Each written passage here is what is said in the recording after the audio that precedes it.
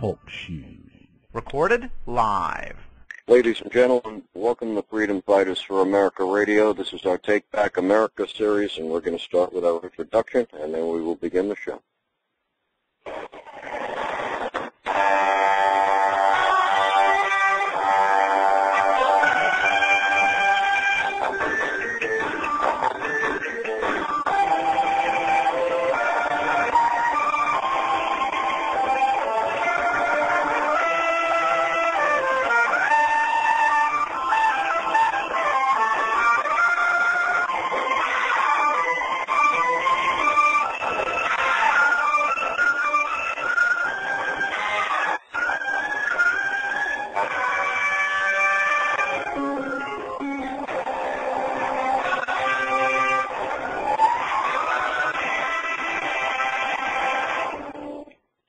Thank you for tuning in to Take Back America, sponsored by Freedom Fighters for America Radio. I'm Independence, your host, and co-hosting tonight will be Bad Baby. So we want to welcome Bad Baby back to the show. Welcome back, Bad Baby.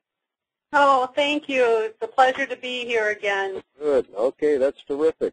What we're going to discuss tonight here, folks, is dual topics involving basically the same thing. We're talking about the FEMA camps, the operations against American citizens here on our own soil, and the H1N1 swine flu virus, Black Ops name or phrase, when pigs fly. So we'll be discussing that tonight, and we have some very special people on our show also tonight. They're on the call, and they will be talking in a little while. We have Mr. Al CUPPETT, former Joint Chiefs of Staff, retired from the Pentagon. He's on the call. We have Mr. Webb, federal whistleblower, on the call. And we have other special people who are on the call. And we will be having a discussion about basically what we're talking about here tonight. And I'm sure that they can add a lot of insight into this show. And I'm very happy that they're here, and that they've attended this show. Basically, what I'd like to do first is start off with a couple of videos, actually audios of these videos, and they're very interesting and very informing.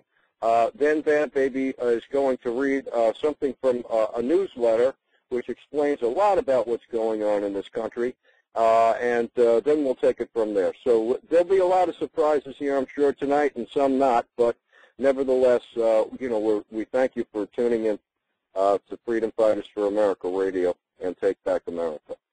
So bear with me momentarily, and we will start the show.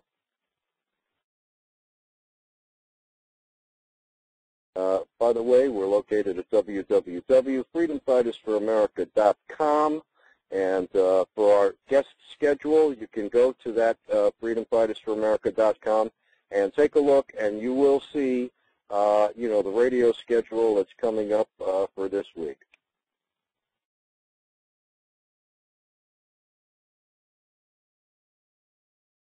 Bear with us momentarily. Is it far-fetched to imagine that these UN peacekeeping forces would be used against American citizens?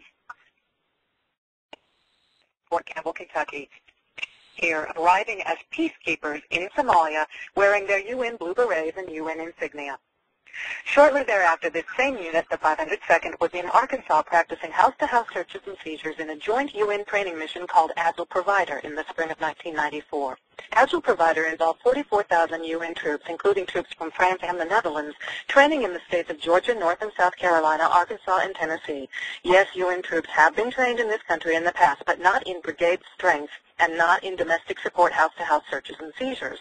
Many of our congressmen deny that UN troops are being trained in this country at all, but as you can see in these clips from Fort Chaffee, Arkansas, Germans were training here last spring.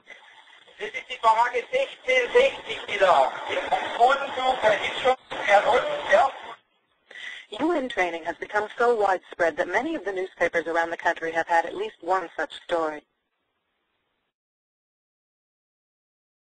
This official news release from the Navy High Command, Atlantcom, further confirms that UN troops were training in this country this past spring in forcible entries of homes using special operations tactics. News releases from around the country speak of law enforcement and military training together for so-called terrorist suppression involving attacks on civilian facilities. Did you know that 49 of our most famous landmarks have been given to the United Nations as supposed biospheres? Yet many of these supposed biospheres are located outside military facilities and are used for covert UN military special operations training areas. On the border between the U.S. and Canada, we see the UN flag flying between the U.S. and Canadian flags. Throughout cities in America, UN flags are popping up outside government buildings. But perhaps most disturbing was this letter received by New American Magazine detailing a survey given to Marines at 29 Palms Base. We confirmed this survey was given to Army Special Operations recruits. The survey asked troops whether they would swear to the following code. I am a United Nations fighting person. I serve in the forces which maintain world peace and every nation's way of life. I am prepared to give my life in their defense. This survey also asked if these U.S. military men would fire upon U.S. citizens who refuse or resist confiscation of firearms banned by the U.S. government. Did you notice the federal tax agents dressed like military patrolling the roads during the Waco siege, or the black military helicopters at each of the Indy 500 races for the past several years?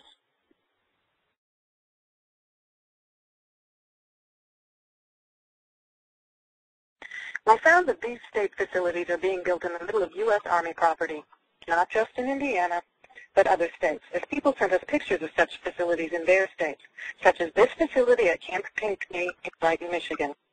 You see not only the black vans here, but curiously, there are reverse swastikas carved into each end of the roof.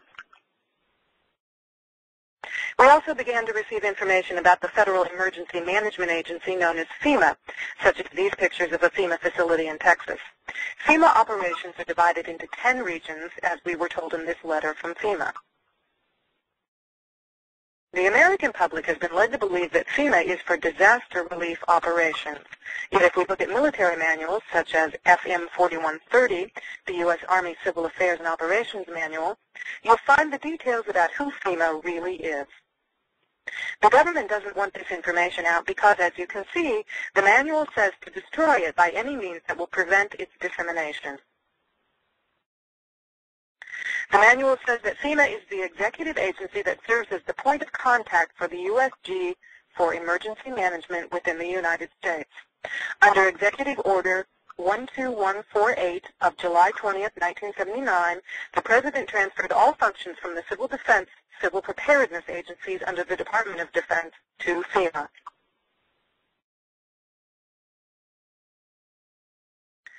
FEMA develops and implements overall concepts and policy guidance and directs activities for nationwide plans and preparedness for emergencies during peace and war.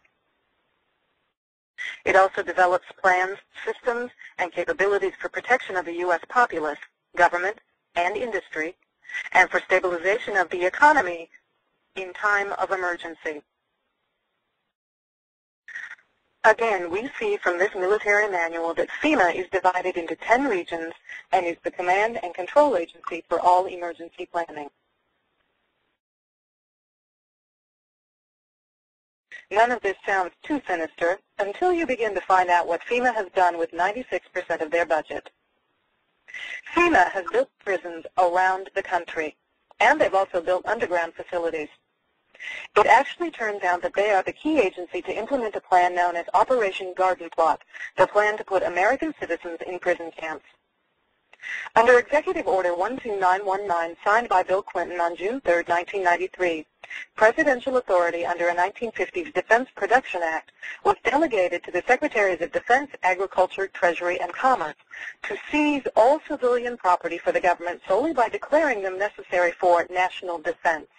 It also gave the Director of FEMA the authority to implement FEMA plans during a national emergency. Most people don't realize that this country has been in a declared state of emergency since the Federal Emergency Act was enacted in 1933, which was the beginning of FEMA, and also gave presidents the authority to issue executive orders. Each president since then has issued an executive order declaring a state of national emergency. Bill Clinton has issued 3 such orders since he took office. Shown here is a FEMA facility in Denton, Texas, where you can see mile after mile of FEMA